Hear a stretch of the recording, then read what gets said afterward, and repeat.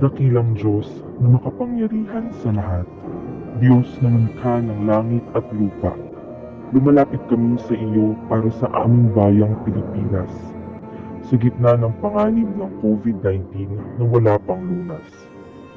Pinupuri ka namin dahil hindi ka natutulog.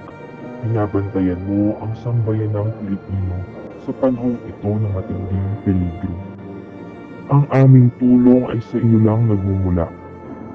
Tumatangis kami sa iyo at humihingi ng awa. Iligtas mo po kami sa panganib na ito.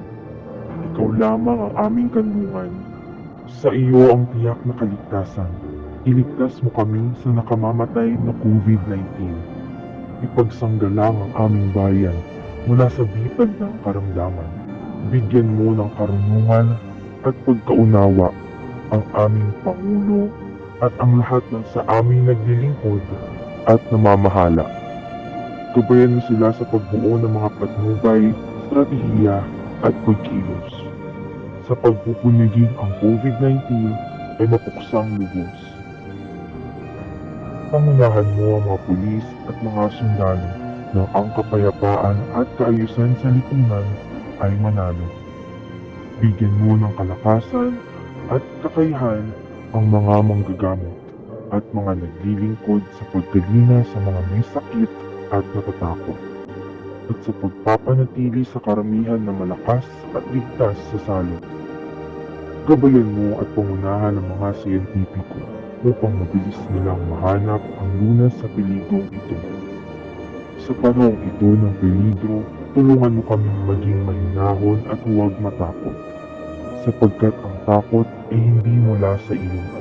Ipinagkaloob mo sa amin ang pananampalataya, ang pag-asa at pag-ibig. Binigyan mo kami ng wastong pag-iisip at kakayahang kumilos ng maayos.